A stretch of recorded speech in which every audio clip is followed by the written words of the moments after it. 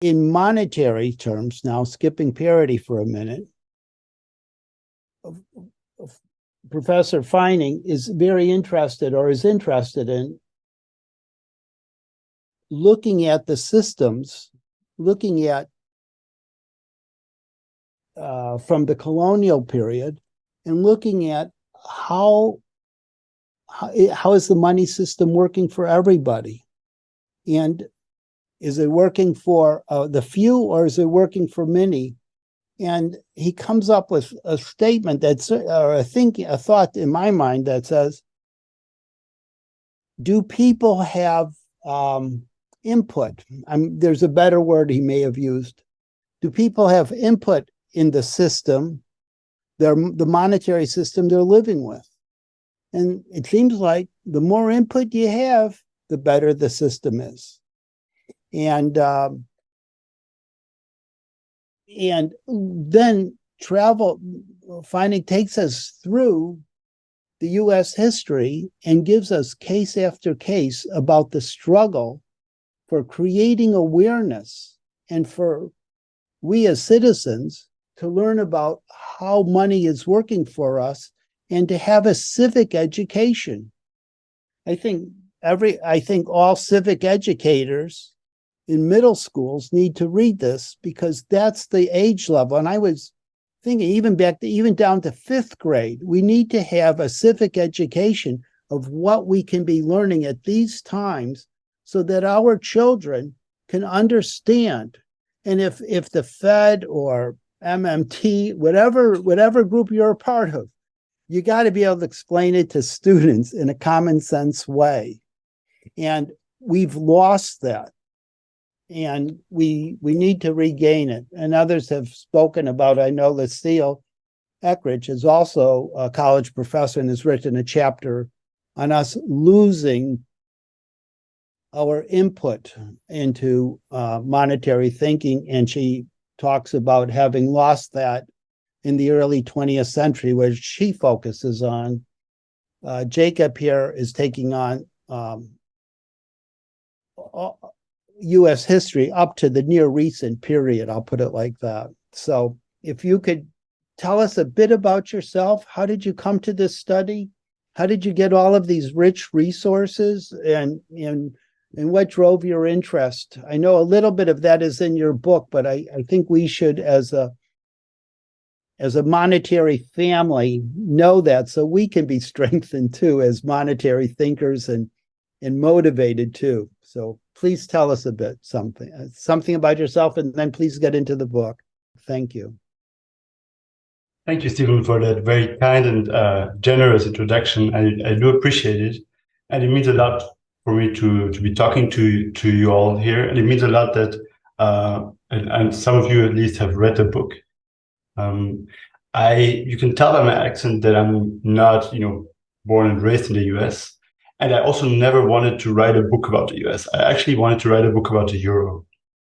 And in the early 2000s, in the noughts, in the mid-noughts, I tried to create a comparative study between, Switzerland, Germany, Austria, and France to see how the relation between money users and money issuers is different. So comparative strategies in sociology are usually a way of comparing different things, right? Like, because something is different over there, we can see how it happens, what are the specifics of what's happening here. The thing is, I couldn't find anything. I interviewed, everyday people. I interviewed experts. I interviewed journalists. I interviewed central bank officials. And I couldn't find a handle on how to think about the relation between money issuers and money users as something that can change, rather than as something that is static, rather than something that is always the same, right? So the way the most important famous sociologists think about it, they always think that people relate to money as individuals who want to get as much of it as possible. And that is it, right? So if you read Marx or Simmel or Weber, the assumption is that we relate to money only as individuals. I only want to, sell dear, buy cheap and sell dear. I only want to, I only have this acquisitive motive. And I thought it's not really possible that the central institution that is so important that it has always been depoliticized, that people have always only known money as individuals.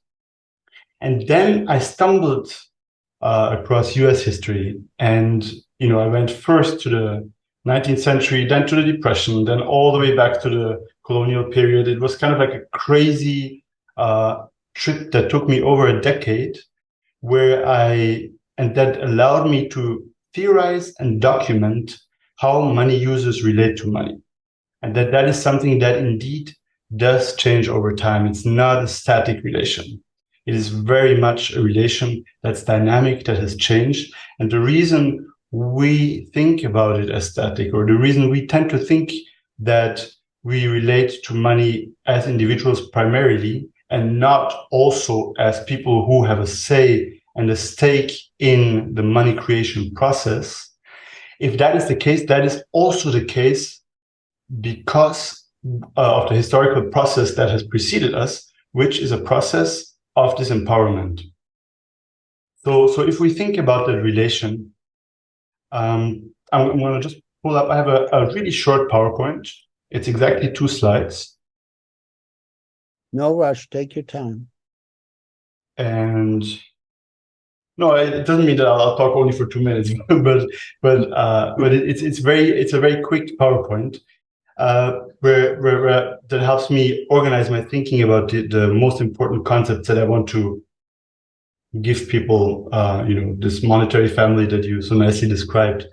So the relation between money issuer and money users is not static. It changes. It's dynamic.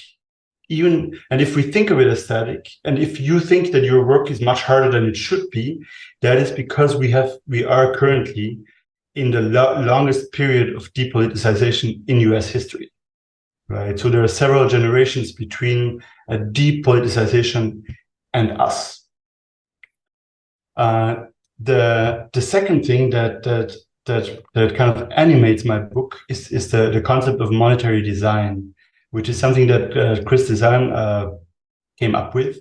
And monetary design goes a little bit beyond, the typical chartalist or credit theory ways of thinking about money, because it emphasizes not just those big questions, public versus bank money, those very big categorical things, but also the concrete institutional ways in which money is created and how it reaches money users, right? So every single step, from who gets to create it, according to what rules, who gets to get it first, and then pass it on in a hierarchy, and how does that shape our relation, right? If banks give it first to property developers in a place like Binghamton, who build luxury housing that very, very few people need, then that shapes the space, right? So those property developers can spend it on luxury housing, and then everyone needs to work for those property developers, right? So the idea of monetary design is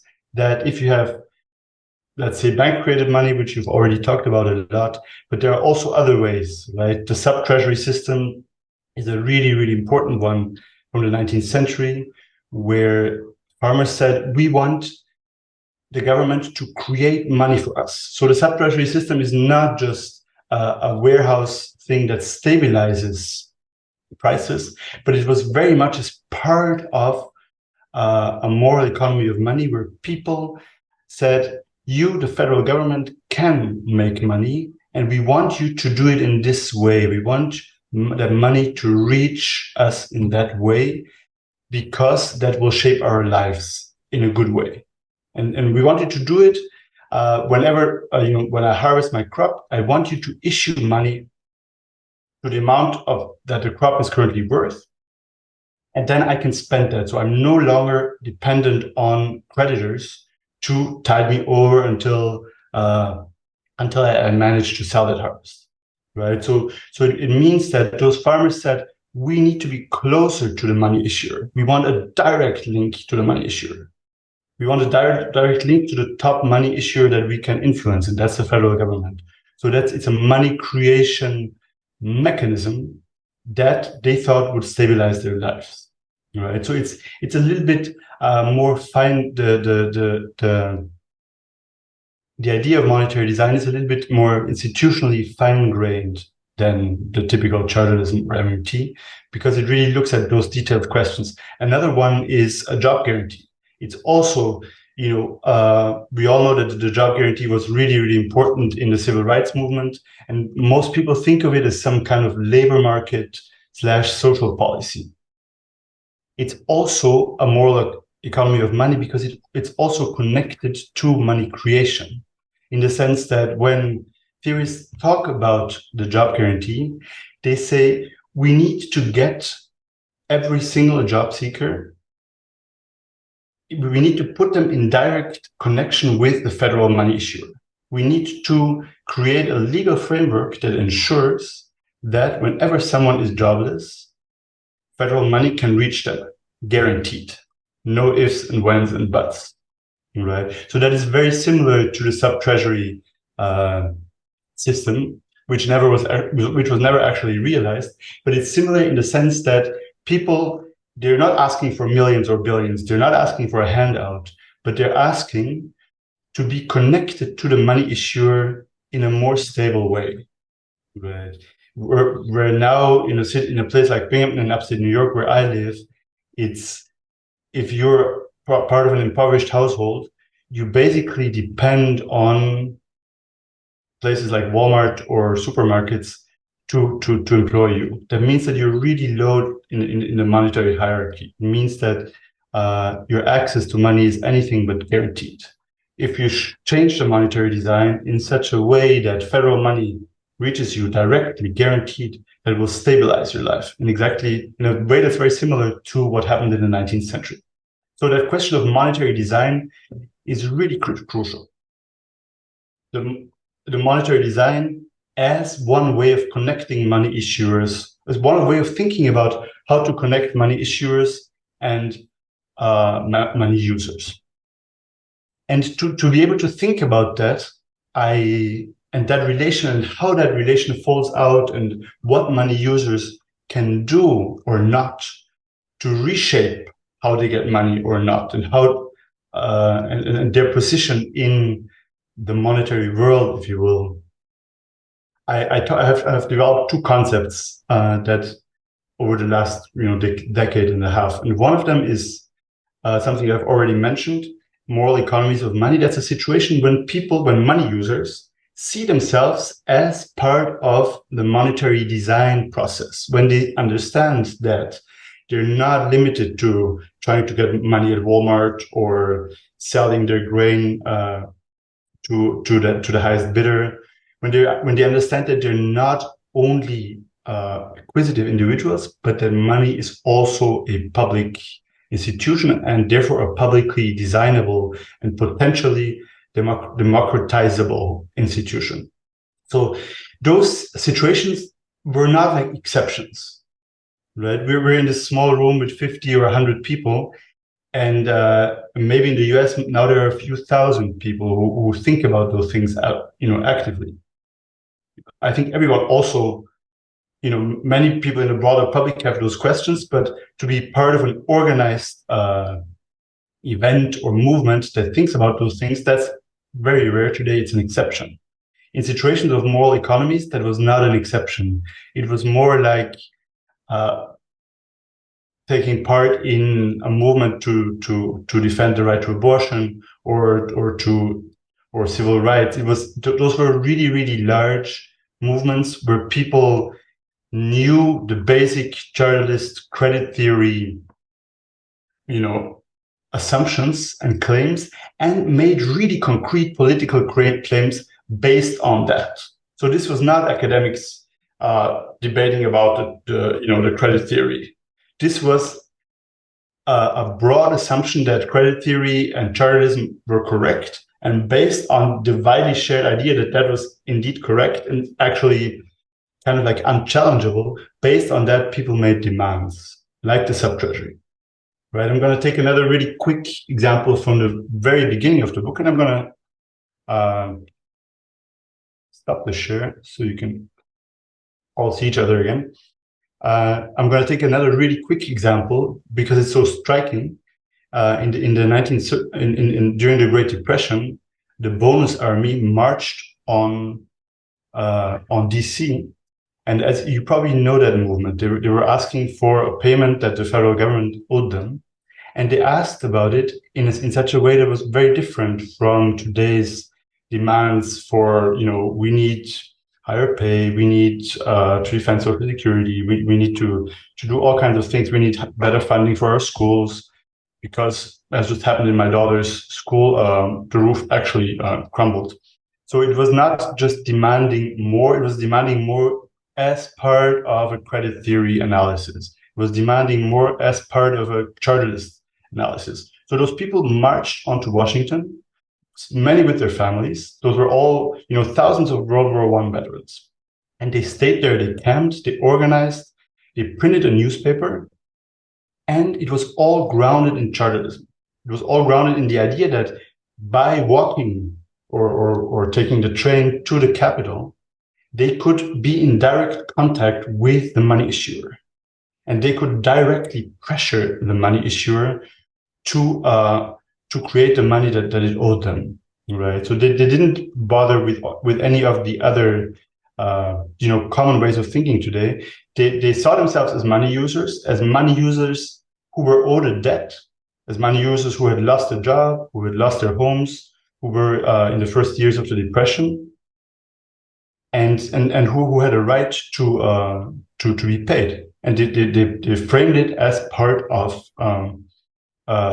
state money due, right? So those were some of the moral economies, in the sense that moral economies, it's a term that comes from the British historian E.P. Thompson, who uses it to talk about situations that are surprising to us, because so much of what we call the economy is now seems outside of our control, right? So he uses it to talk about prices, and I use it to talk about money, when things about situations and long processes where the things that we usually think today are meant for experts or are not really intelligible from an everyday point of view, when those things were part of the everyday/political life of very, very large groups of money users.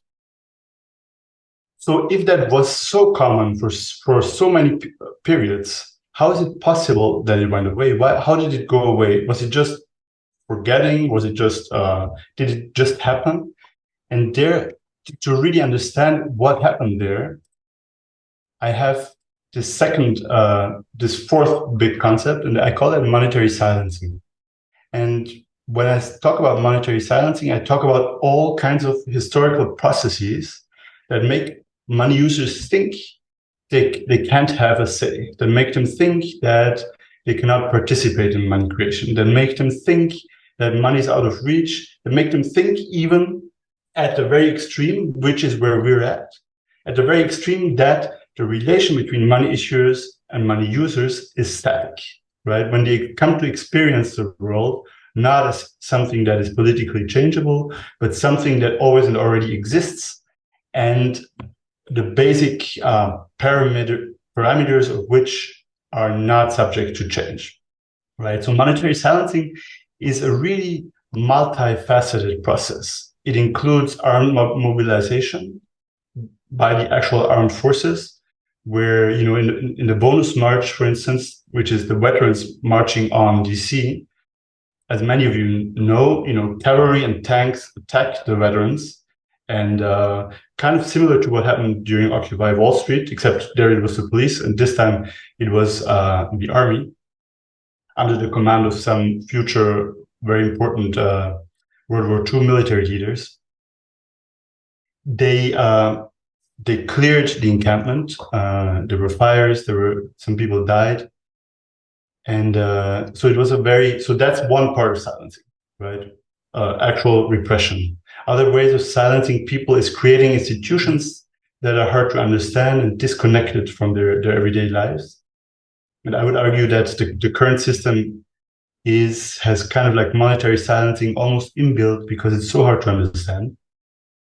And the others are, creating bodies of knowledge that seem unintelligible, creating ways of creating knowledge and of sharing knowledge that are not conducive to democratic participation.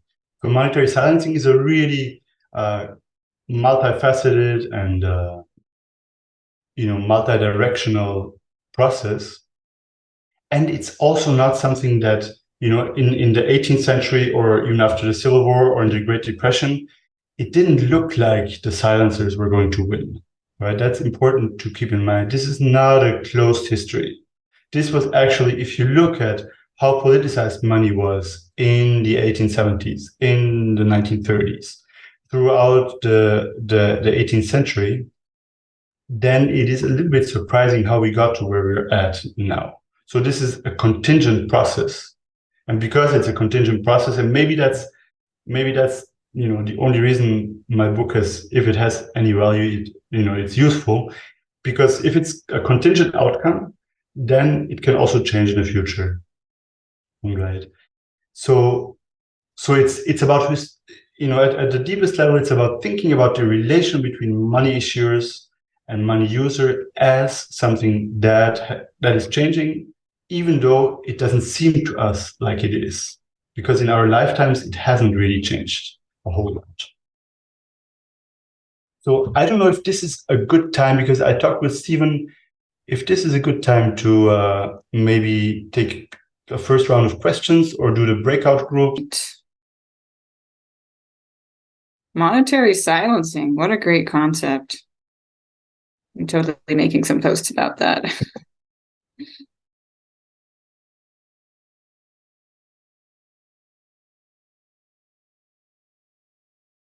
Does anybody know if he's going to continue on the other side of this break? Because he didn't really explain how the monetary silencing after the 1930s happened.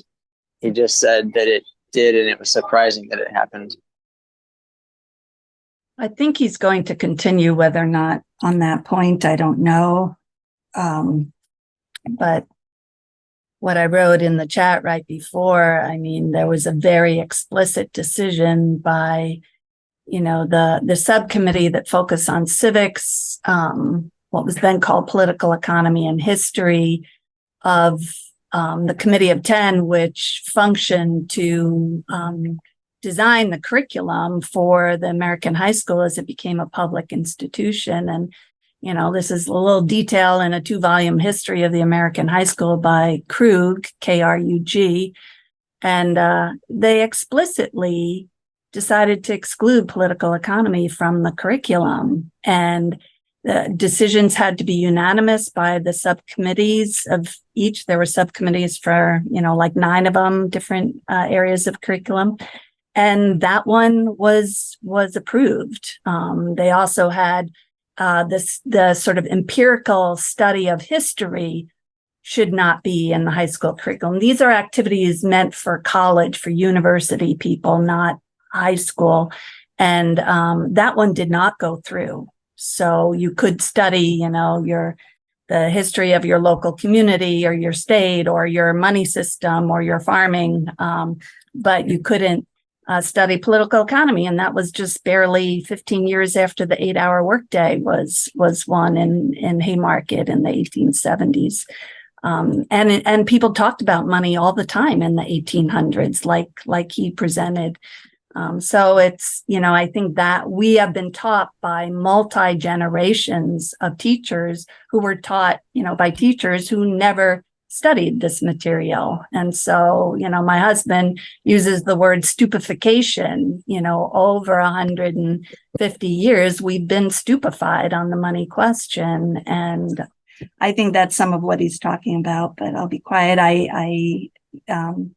I think there are other forms of monetary silencing, and, we're evidence that it's not working. We're thinking about these matters and acting on them, and collectively. So, yeah, if I may, I quite agree with you, Lucille. Let me add something else. I think there's an issue of power that's a key part of this. And focusing on the recent period, I did a book a while ago, and I used 8 different definitions of the middle class. And by every definition, since the mid 70s, the middle class has become a smaller and smaller part of America. If you look at the gap between the median income of working people and of CEOs, that used to be 20-25 to 1. It's now almost 350 to 1. I mean, the widening gap between most of the people and a very small, powerful group of people with a great deal of money has really had an impact. And one of the key impacts is on the Supreme Court. And I'm not talking about all the, abortion or rights issues, which are important. What I'm talking about is the Supreme Court deciding that money is speech, and that there should be, and that corporations are people, and allowing that to influence the political process.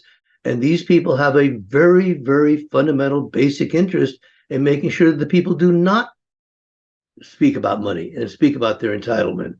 And so, I mean, this didn't just happen. This was, the taking over the Supreme Court is a very organized process by the Federalist Society that took them almost 20 years, but to achieve that, the change in that political structure. So there's a consciousness here, a class consciousness, if you will, by those with a great deal of money to make sure that those without much money shut up and stay quiet and do what they're told. And so this didn't just happen. And I'll stop with that. Absolutely, you're right. And I'm Move to Amend has a fascinating book club going on right now that I can put in the chat, but on gaveling down the rabble. And the subtitle is How Free Trade is Stealing Our Democracy. Super, super interesting book that tells the history of exactly what you're saying, Andrew, and how, it was done in the United States, what here first, via the Commerce Clause of our Constitution, corporate lawyers and corporate powers getting that defined in a way that took power away from people and communities and farmers at local and state levels. And that's what then has gotten instituted at the international level, with, WTO and the World Trade, or that is the World Trade Agreement, whatever the others are called. But, they practiced it, they perfected it here under our watch. I think that's true. Anyhow, I'll be quiet again. Others talk, please. What I just briefly say, what I appreciate about what you're saying, Andy, is, and this is how I understand our efforts for monetary reform, is part of a very long class war that's been going on in the U.S. And so the people with power, the ruling class, whatever terminology we want to use, they even get to decide what information gets out into the public. So one reason we're having difficulty getting traction with AMI or AFJM and other monetary reform efforts is it's very difficult to get out into the public. And so if you do get into the public, if we were to be successful getting into the public, we would be labeled by the mainstream media as a populist movement. And that would be considered a derogatory term. To label us populist means that we're dangerous somehow. So I'll stop there. Yeah. Again, I think there's truth. They've taken a term that had a democratic tone to it and made it sound like a terrorist tone. And you hear that tone used to describe the Trump people and the MAGA movement as basically appealing to populism, but that basically means that when you look at who's running that organization and what have you, they're the opposite of populists. These are the most elite, but they have indeed won the support of working class and poor people. There's a racial element to it, the white nationalism, but leaving aside the racial element for a moment, there's certainly an economic nature to it. And it's we now talk about populism something that leads to fascism, and that's really a bastardization of a concept.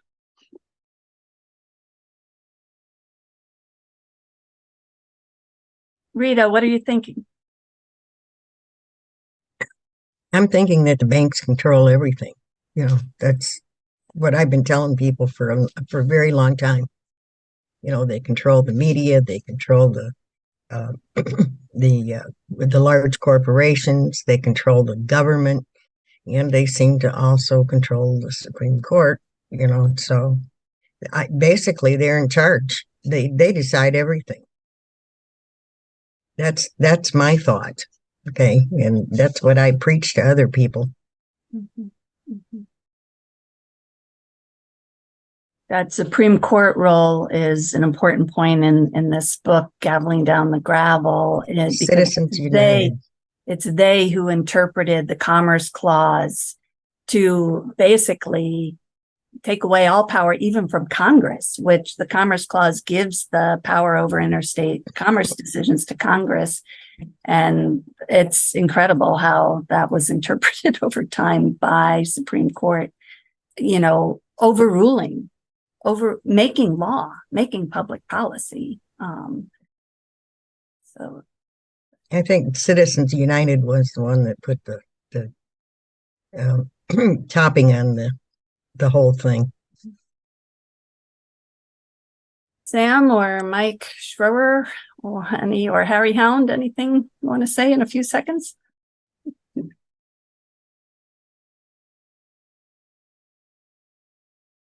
Get involved with Mayday for Money. We'll be marching about all of this. If you're frustrated, let's let it out on the streets, Good to see all of you. Yeah.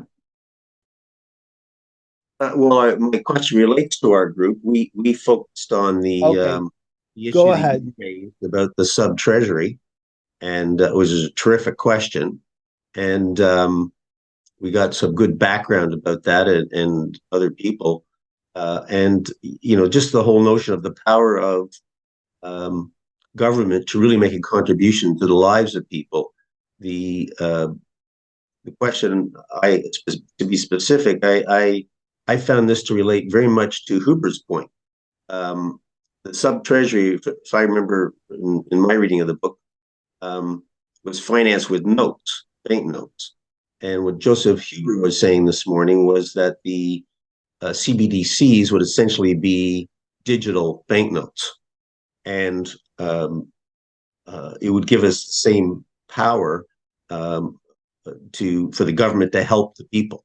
That in this particular case, in your book, your wonderful book, the government's able to hand people banknotes. And in Joseph Huber's case, he'd be handing people digital banknotes to get things and empower the government to do more for the public. So I just wondered if you saw that parallel. Do you connect that to CBDC, or do you see it done in a different way? Absolutely, yes. So do you want me to jump right in, Stephen, or do you want to? No. I wasn't sure how familiar you are, into CBDC, central bank digital currency. So I didn't want to put you on the spot. We've lived and breathed it in a deep way this morning. So I didn't. But anyhow, if you have a comment or two, please go first, and I'll play cleanup. Totally, thank you. So what I think is two things that I think are relevant. One, yes, I think that greenbacks, which are the treasury currency that the federal government issued to fight the Confederacy, are in some ways really similar to CBDC, right? In some ways, but in the sense of intelligibility, I think they're not quite at the same level, because I'm pretty sure most of you must know Rohan Gray, and he pushes for, he says, well, yes, public digital currency, we need that, but why do we need the central bank, right? Why not the treasury, right? I'm sure some of you have accounts, retail accounts with the treasury, where you keep your savings bonds. right? So the Treasury already has a system set up where through which it interacts directly with retail customers, right? Why, if we're interested in making money intelligible, and if furthering the cause of public money, why don't we focus on the Treasury more than on the central bank? Why don't we put the Treasury at the center of our political imagination rather than the central bank? The Treasury, as we know, it's a much more political animal. There's a much more direct impact of democratic processes on the Treasury, right? So that maybe on a technological level it would be very similar, but the political dynamics and the political imagination that is connected to it would be very different, right? That's the first thing I want to say, and then it would be really aligned with greenbacks, right? It would be greenbacks for the digital age. And I know that you have Bob Hockett on later, and I'm sure he will talk about that. But he talks about digital greenbacks. So where you situate them institutionally and legally, I think that's really important, because after the Civil War, it was so intelligible and so politicized because people had just seen what the federal government can do when it chooses to issue its own money, right? So that's my first thought. And the second thought, it's not exactly the same thing, right? Because the sub treasury system, like the job guarantee, it was not just about money, and I think that's why it was so powerful, because it was about a monetary design. So it was people who had a shared interest, a shared outlook on life, a shared sense of, that they could try to create their own destiny, where they were all in a similar situation and they wanted to create a money-creating institution that would constitute their place in society in a specific way, right? So CBDC doesn't do that, right? Or by itself, or even treasury currency doesn't do that by itself. The moral economies always have a vision of what we need to do in the moment. It's not an abstract question about money. It's about institutional design. Me, as someone who knows 15 unemployed people in Binghamton, how do I want monetary design to look to guarantee that they have a decent job, benefits, and that their kids have enough to eat, right? So it starts on the ground. It doesn't start with abstract monetary questions. It starts with, how do I shape the monetary system so the lives of the people I care about are stable and are good and are, protected. Thanks Right? so much for that clarification. That's terrific. Thanks. And I'm so sorry we didn't meet in Cambridge, Joe. But maybe next time. Take care. Very nice, Jacob. I didn't know I was around a CBDC expert too, so thank you. Oh no, I'm not an expert, but you all should. I think you should check out what I know. I know from Rohan Gray, and I think his stuff is really, really worthwhile checking out. Yeah, I've met with him. He's come quite a ways. I knew him, and he still is, I'm sure, a strong MMT proponent. But if he's going over to the U.S. Treasury issuing greenbacks, digital CBDCs, that's a very strong overlap. It's basically the exact same thing we want. So we need to be doing more connecting. And FYI, yesterday we had Michael Hudson, who's a very strong member of that group historically and still is, and we went through some good dialogues with him about connecting up. So we'll see how things go in the future. But thank you for those comments. And I did read that part in the beginning of your book, and it was interesting to me, Jacob, how some of the thinking in MMT, and also then what you learned as you went through the colonial period and thinking through money and how it's created, and how I read about it, say in Randall Ray's book, Modern Monetary Theory, 2012, or Understanding Money, 1998. There were some differences in our thinking. And I think over time, we're coming closer together, and but we're not there yet. But we honor each other greatly, and or we honor each other, and we do the best we can with concerns. But we're good. Okay, let's go to Sue Peters. Great, thank you, Jacob. I read your book and I was really into it. Is calling, because I know something about the history of the colonial period, and the fact that you identified these users, these citizens, and the issuers, the colonial legislature, therefore the sovereign money, right, that was issued by the government, was very impressive. And I was, when I first got into colonial history, the thing that struck me was that there were no commercial banks. They knew what they did, so they kept them out. And that's a lot of perception on their part, of thinking. There's thinking. But my question, based on all of that history, is this. If you take MMT, can you tell me what the users are, who the issuers are, and why do they keep commercial banks around? Thanks, Sue. Thank you so much for reading my book and for your kind words. So, who do you mean they keep the commercial banks around? Who do you mean by they? MMT has in its design, as far as I know, that the commercial banks stay, that the banks keep, the commercial private banks in this country, and I'm just going to talk about this country, continue to create their bank money or credit. So I'm not speaking for MMT at all, right? I'm not an MMT economist, and I'm not trained as an economist. But the way I think about it is that they're trying to make sense of the system as it is, right, currently, and what to do with the system as it is. And that's a little bit different from my project, which is showing just how contingent it is and just how much it has changed over time, and that all the monetary arrangements that we've known over time are really just kind of like made up on the spot monetary reforms, right? So it's not like we're up against one way of creating money, right?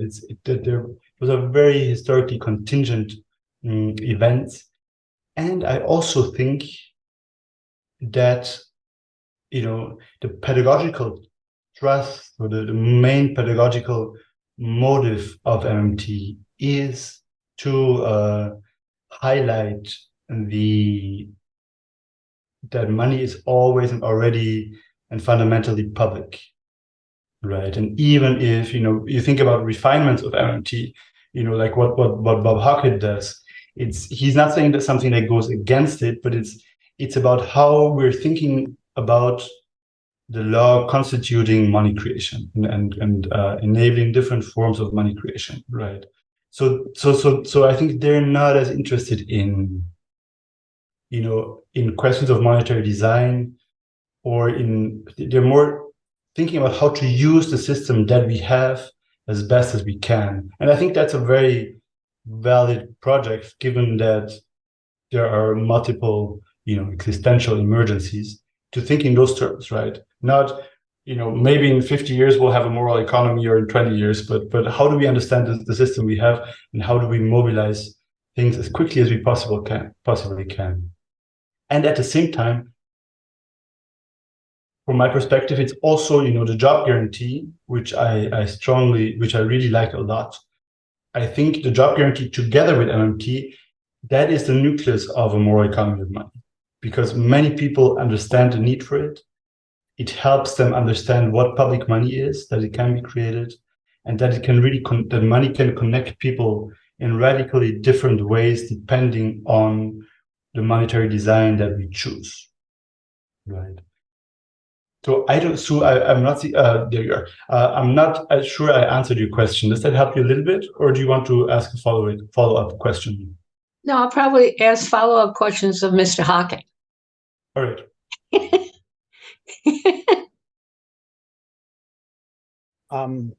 Okay. Roger, it's your turn. Thank you.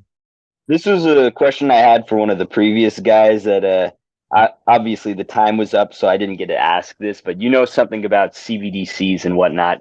So what would happen if we transition to a system of utilizing CBDCs and we rely on that, but then like a major solar storm like that one in the 1800s comes along and knocks out much of our electronic infrastructure? What would happen then? Oh, I wish I knew. I'm not the person to ask that question. I suppose then it would just require utilizing the new system to fund research and development in that area to defend electronic infrastructure, I suppose. Well, Probably, yeah, but that's a type of expertise that's very far away from, Understandable. Sorry about that. I have an answer. Actually, it's in Hudson's more recent book that I was reading. I got a copy online that's not even a complete book. It's missing its index acknowledgments. But in Hudson's previous book, The Collapse of Antiquity, Rome in the early ADs, went through a collapse too. And it had all of these legions, it had a money system, and it imploded. And Michael describes that. And it turns out they had to become money users that had to come up with their local systems. And so the church, the temples, the local area took on large importance again, and you ended up with these like little city states again of money creation. I could go on about it and talk about the Darius or some other coins, but we'll skip all of that right now. But yeah, you got to go back to basics. And one of the things we worry about, say with parity, is, or Sue has even mentioned earlier that who she was just on, some families aren't getting enough food, and I had one farmer describe it. What are you going to do when you see the farmers or the poor people come over the hillside with pitchforks or something?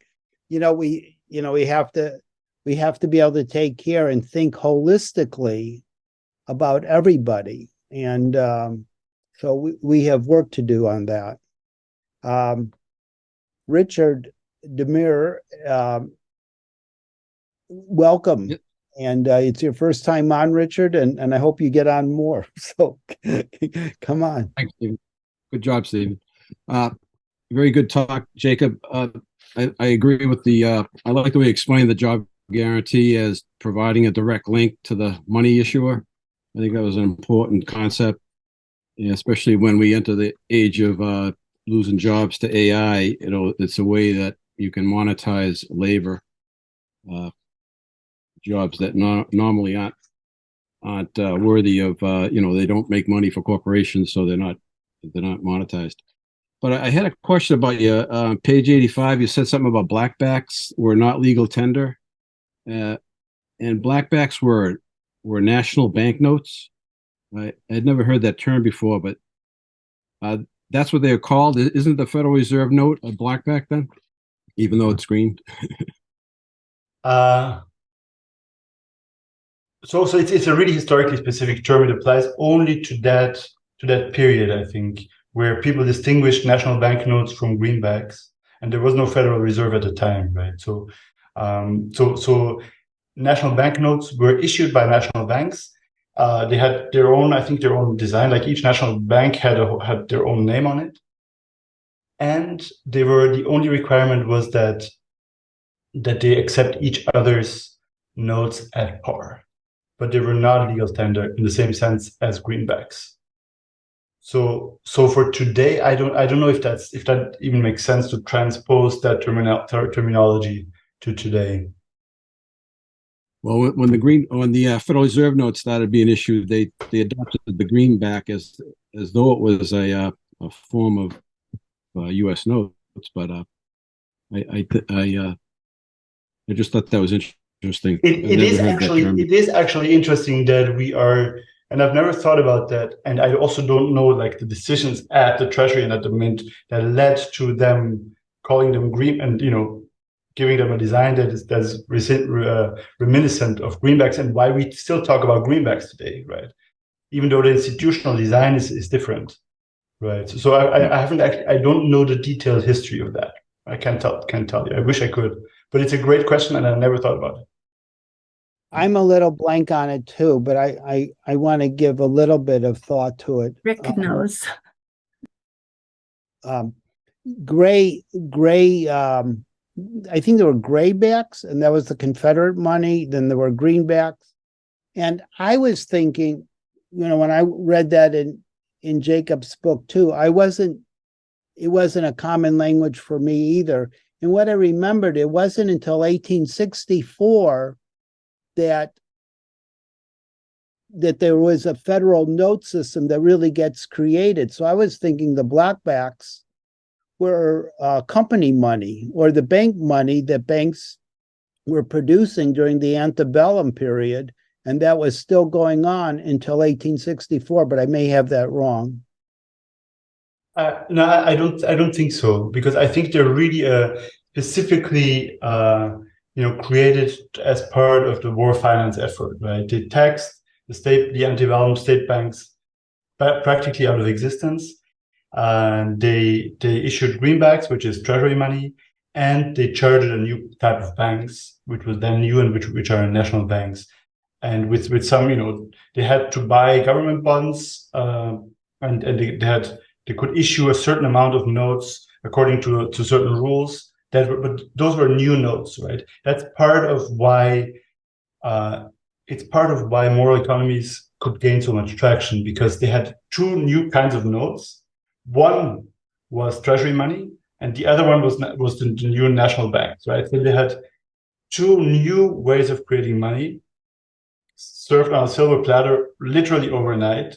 So if that happened today, right, let's say the government practically abolishes all banks, creates a new kind of bank and treasury digital currency, then that will create a huge upswell in monetary awareness, right? Because so many institutions are new and so many competing and rivaling design principles have just been tried in the last 2 or 3 or 4 years, right? And almost all the money the forms of money creation that existed 10 years ago are no longer there, and you can see it because they look differently, right? So it's really critical, not just as an interesting historical fact, but in terms of how they created conditions for moral economies in that period.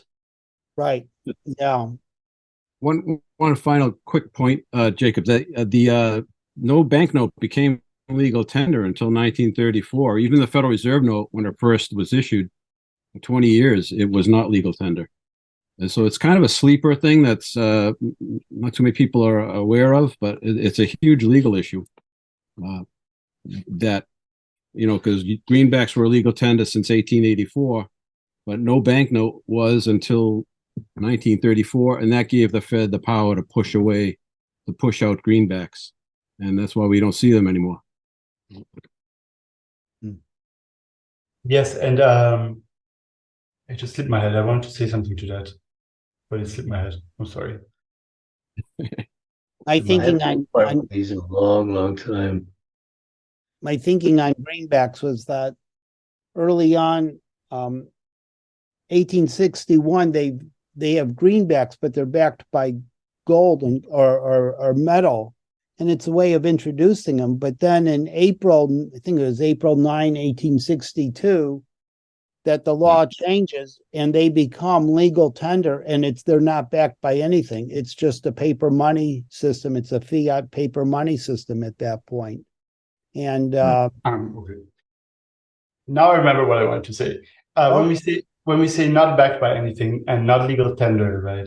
So that's where the charterist in me comes out really strongly, because one of the things that really recurs throughout this entire history is that legal tender is something that usually comes later. The first thing that comes, and that is usually enough to make something accepted, is tax receivability, right? So if you have that in place, that is enough for a currency to become current. And then you have all kinds of disputes between creditors and debtors, what creditors have to accept, right?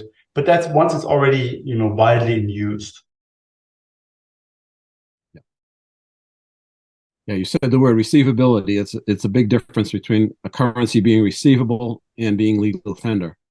So it is and it isn't because it is and it isn't, because if it's receivable for taxes, that means it's legal tender for that specific purpose, right? So it's legal tender for payment, like greenbacks were not legal tender. Legal tender, I think of it in a more differentiated way. It's not yes or no, it's the reach that a currency has. So if we think about even greenbacks, even during the height of the Civil War, when they were very, very prominent, right? They were legal tender for everything. They were legal tender for taxes. They were legal tender for private debts. But they were not legal tender for the interest on government debt, which had to be paid in specie, right? So it's a spectrum rather than a yes/no question, and it's a spectrum that is also a contingent and really differentiated legal design rather than yes/no, I think, right? And one huge, because it doesn't, for me, it doesn't make such a huge difference if you call it tax receivable or legal tender in payment of taxes. It's the same thing, right? So it's about the range of things that you can do with a given currency, and that your counterpart has to accept it for. But I don't see how we're going to ever get out of this the use of Federal Reserve notes if we don't challenge the legal tender status, because there's simply no way to reintroduce greenbacks while the Federal Reserve note is also legal tender. There's no way to introduce what? There's no way to get the greenback where it should be. The greenback should be legal tender, not the Federal Reserve note, not the blackbacks. So you can't have two currencies legal tender at the same time. You'll have all kinds of confusion. So that's why the U.S. Yeah. Historically, actually, yes, you can. You can have multiple forms of things that are accepted for different kinds of things. So you can, for instance, have, we could create a treasury digital currency, and we could, and that would maybe become popular, or it would probably become popular if you and I and everyone could open an account at the treasury, and the government would spend money that way into existence. I'm not a lawyer, and I'm certainly not a lawyer in that area, but I don't see why that couldn't happen, given that it has already happened repeatedly. Right. Well, if we don't want to accept a Federal Reserve note and it's legal tender, we have no choice. We have to accept it. So right. That's why you do, but we can have alternative design principles. We can put them in place, create alternatives, and then think about. I mean, the Fed is a creature of Congress, right? So that's ultimately a political and legal question, right? So it's about what do we want to do with the Fed, and what design principles do we want parallel, complementary, instead of, in addition to, right? So I don't think it's either or, and historically it certainly has not been either or at all. There has been, I think that's actually part of monetary silencing, to think that we live in a world with one single homogeneous unitary money. And that's because we live in a world where the monetary system is so unintelligible that we think that all money is the same. When in fact, we have banks creating money, we have the Treasury creating money, we have, Starbucks creating a very, very, very low level money when it creates gift cards and promises to accept them, right? So we have, airline miles, all kinds of things and we think, oh well, but there's only one money, and only one money can be money, right? And when historically there have been usually many different design principles at work. You know what? We got more questions. Thank you. Good. Thank you, Richard. And good flow there. and back and forth and interesting and politeness too. We got a lineup of 5 people, so let's just go with it. Carol?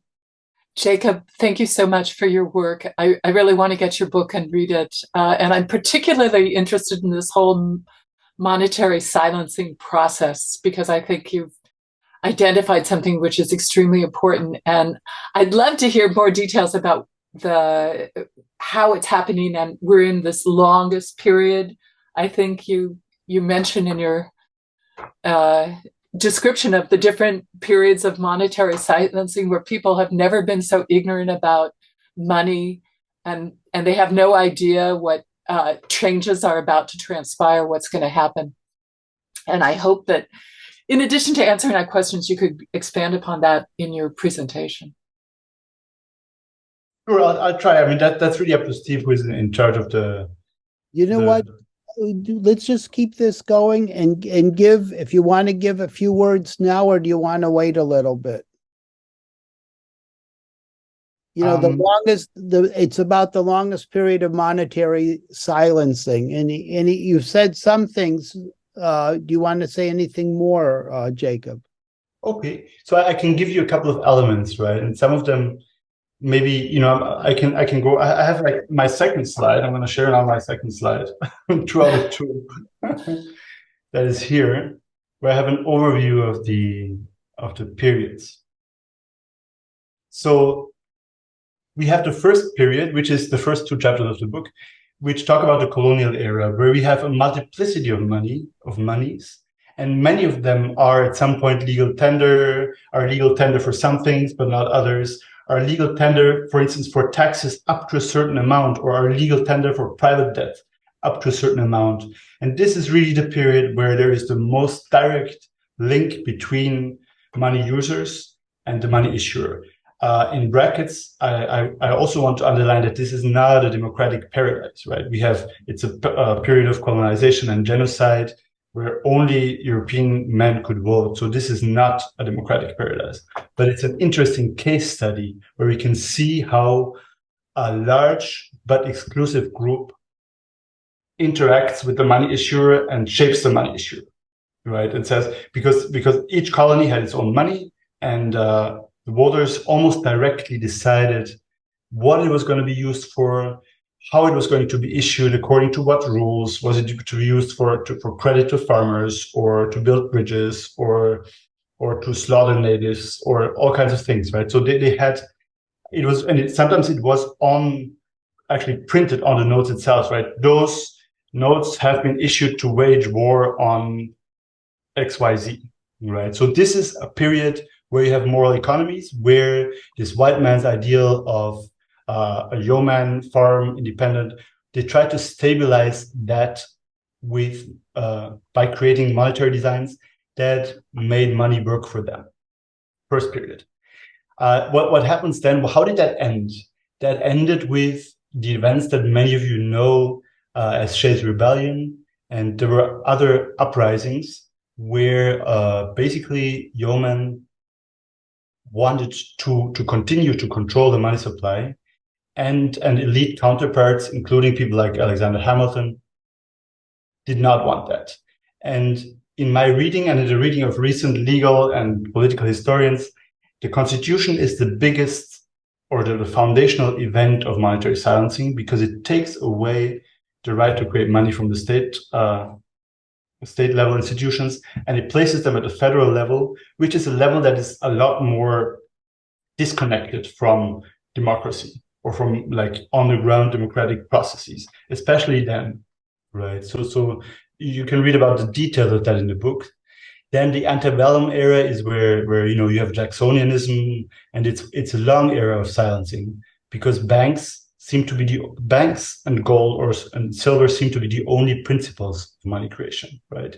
Either the hated banks, or going back to something really inflexible that makes it very hard to, you know, to design a good economy, which is, you know, metal money, right? And then in the greenback era, you have an about turn that's very big, because in the greenback era, the government issues different types of money people become familiar with how quickly the government can change things if it does want to do that. And there you have a resurgence of moral economies, not oral economies. They were also oral, but so there was that era, and then that doesn't really go away until the New Deal, right? In the New Deal, you had still all kinds of farmers' movements, all kinds of movements of, like the Townsend movement of the elderly, who wanted to create some kind of, social security before the name. They also framed their demands as part of a monetary analysis and a monetary design, right? The New Deal did something really interesting. And I'm going to stop this so I can see your faces. The New Deal did something really interesting.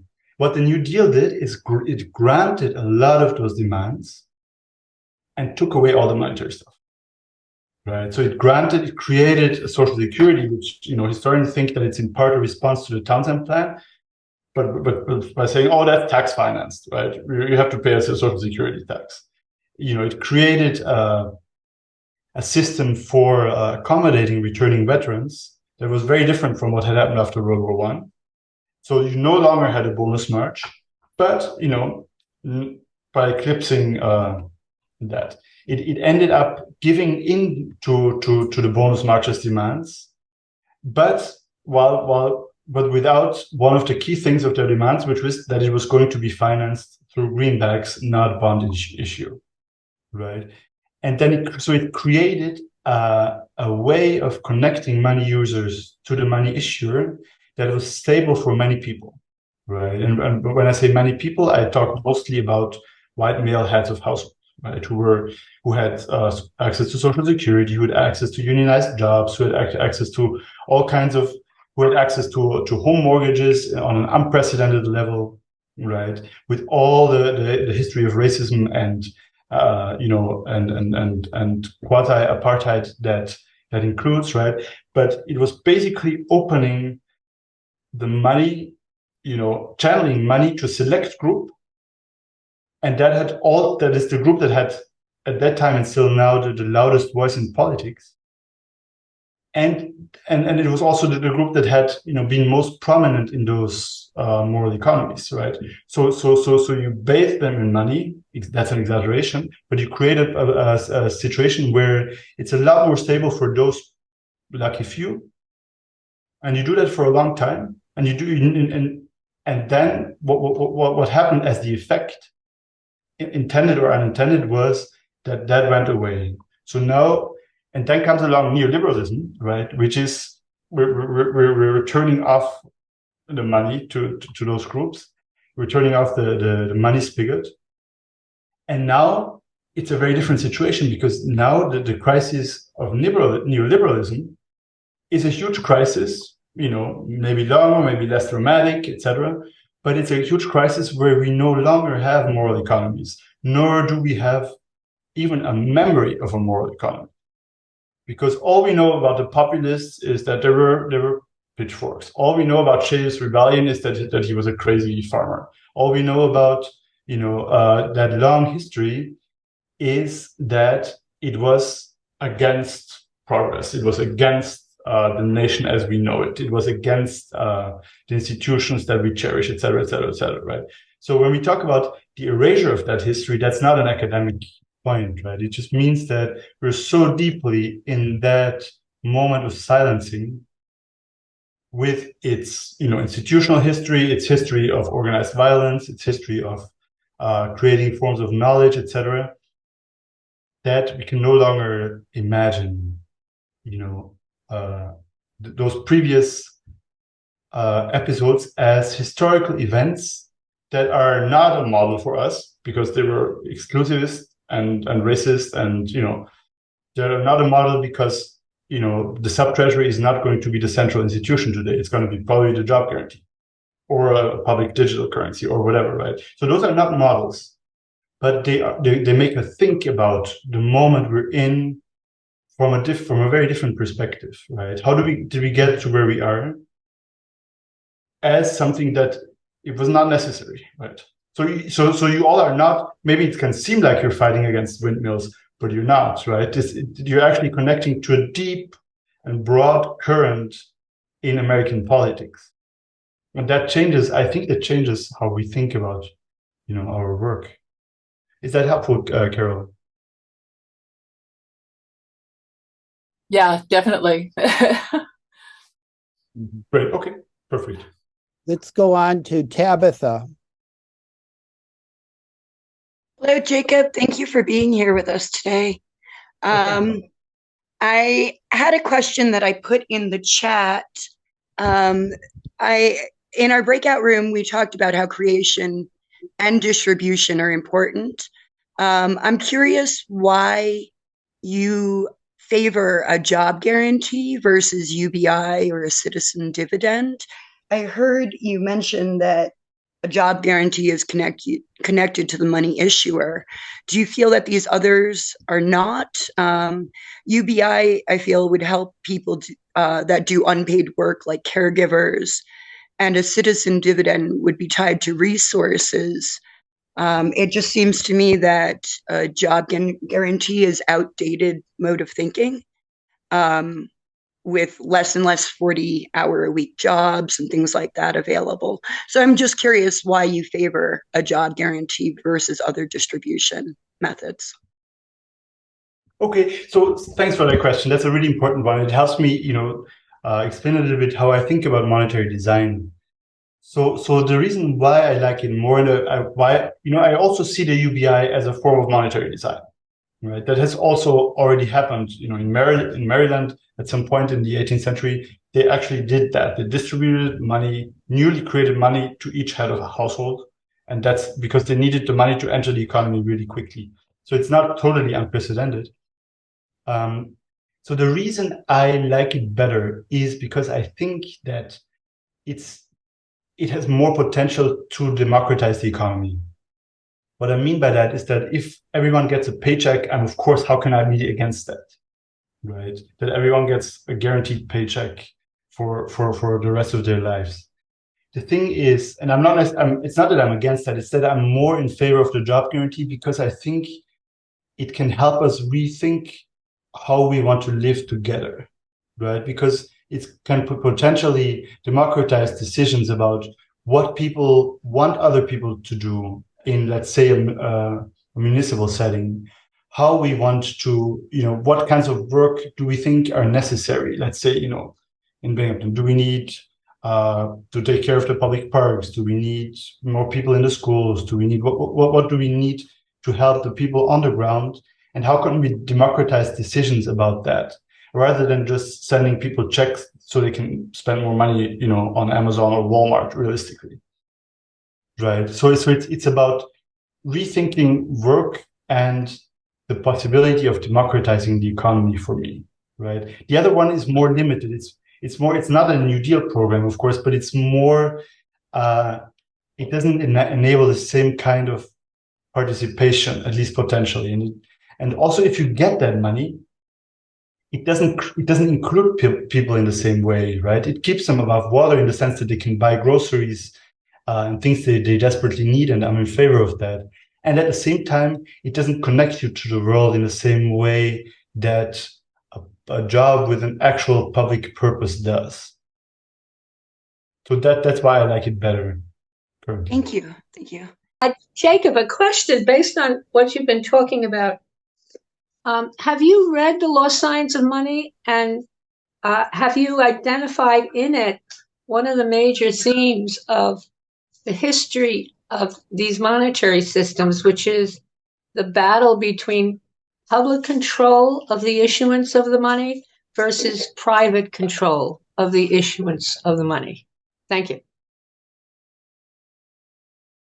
So no, I did not do my homework.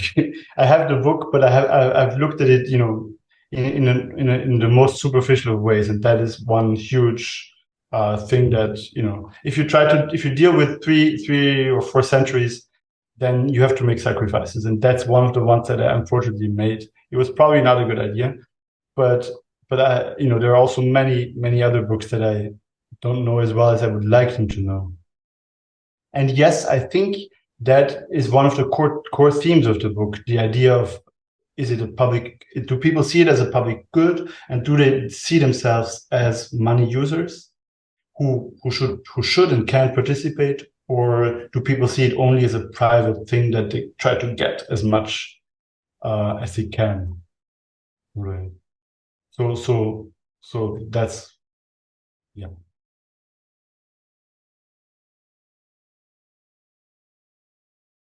Fernanda?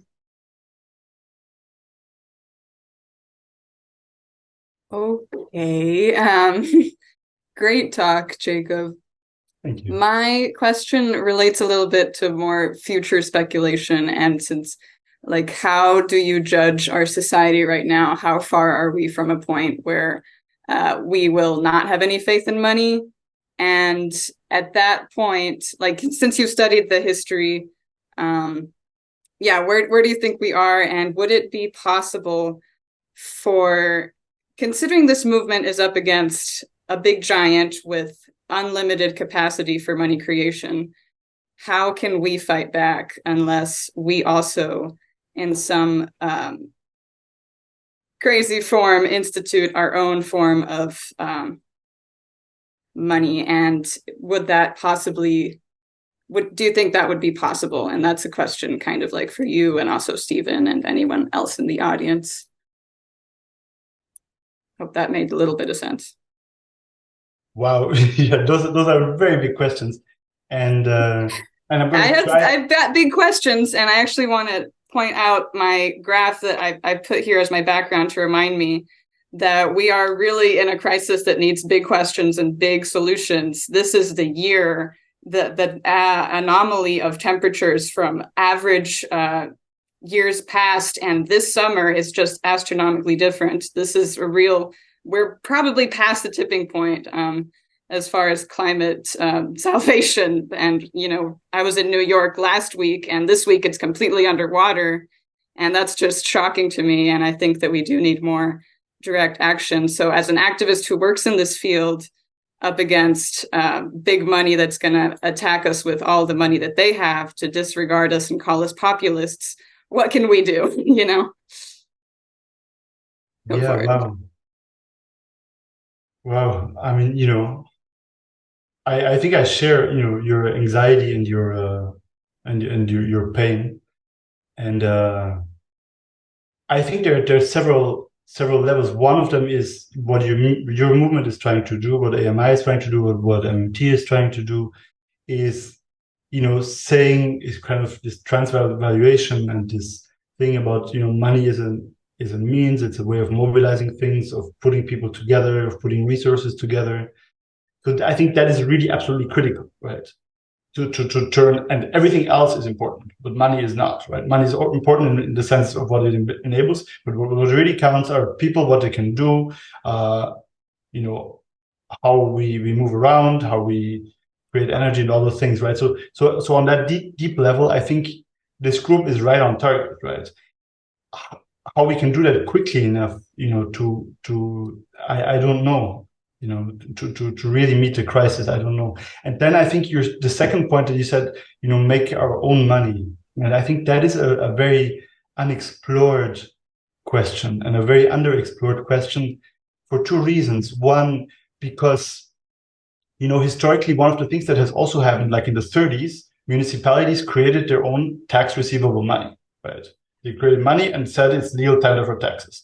And, you know, that happened in Europe, that happened here. And part of monetary silencing is that we don't really see that as an option anymore, right? Also because there is all kinds of legal difficulties, which again, I'm not a lawyer, but just to have that history present and to know that it's possible and it has been done and it is being done all the time, I think that is huge, because that means that if and when we're in a situation of crisis, it doesn't mean I'm trying to, you know, barter my tomatoes against my neighbor's cat or something like that, right? Yeah, we dispelled the barter myth yesterday, thankfully. Exactly. Yes. So that is not an innocent thing, right? It's innocent. It's very harmful in a very practical sense, in the sense that if you believe in that, which is this spontaneous ideology, you can't respond. And it's a helpful ideology for like local currency, like in the form of time banking, where 1 hour of your time, doing a haircut on somebody is the same time of getting your closet cleaned out, or something on a local level that helps care in communities. And I think that that's an alternative form of money that I'm currently thinking on as support for this movement, and is also building awareness to the gravity of the monetary system as well. So they're all stepping stones in this awareness, I think. I think that's true, and I'm going to push back, if I may, a little bit, if it's useful on a local level, right? Because usually, time banks and local monies, they think, oh, let's create a just form of exchange where I can take advantage of Steve, the way that Walmart takes advantage of their workers, or where we have a just and direct, democratic and direct economic exchange. 1 hour of my time is worth 1 hour of your time. So that's that sounds really nice, and it also doesn't do what I think public money should do, which is not just you and I exchanging a haircut for a meal, right? I think we need, especially in situations of crisis, we need public investment and public money creation so we can accomplish collective tasks, right? So very paradoxically, and maybe this is overstating it, but I think, if you read chapter 3 of my book, with this idea of a direct and just exchange, I think that's part of monetary silencing, right? As much as I like, I like those local initiatives, but it's, as it enables things, it also limits the vision in extraordinary ways. Mm-hmm. Yeah, working on both lenses, macro and micro. Thank you for your time, Jacob. Of course, thank you. Yeah, I just had to deal with something. Okay. It's 3:00. It's break time. The only person I want to is Howard in the audience. I have a special request here. Is Howard? Ah, I am Howard. You know what I'm going to ask? We had lots of. This is a special treat for Jacob. Oh, wow. Because you talked of greenbacks so much. Yeah, we greenbacks, because I believe we need to bring the greenback back, because world bankers once tried to divide a brand new nation full of pride. They feared it would go its own way, create money for the people to pay, put the greenback back, the greenback back, the greenback back in power, put the greenback back, the greenback back, put the greenback back in power. Lincoln did not understand. Spalding took him by the hand to show how money could be free to save the nation's unity. Put the greenback back, put the greenback back, the greenback back in power. Put the greenback back, the greenback back, the greenback back in power. Equity could get us through. The Fed says debt is all they do, all just to enrich the few. Time the many got theirs too. So the greenback back, put the greenback back, the greenback back in power. Put the greenback back, the greenback back, the greenback back in power. Thank you so much. Yay! Great. Thank you, Howard, and thank you very much, Jacob. It was intellectual, wonderful, entertaining, food for thought, and thoughts for how we can go forward. And we are trying to look at everything, and hopefully will be a strong citizens movement in that direction, and we'll be strong money users going into the future. So thank you for your part. Thank you for your book, and thank you for your presence. Thank you so much. I really enjoyed the presentations and talking to all of you. Okay. Keep up the good work, everyone. Thank you. All the best. Stay with us. Yeah. Please come to our May Day for Money March.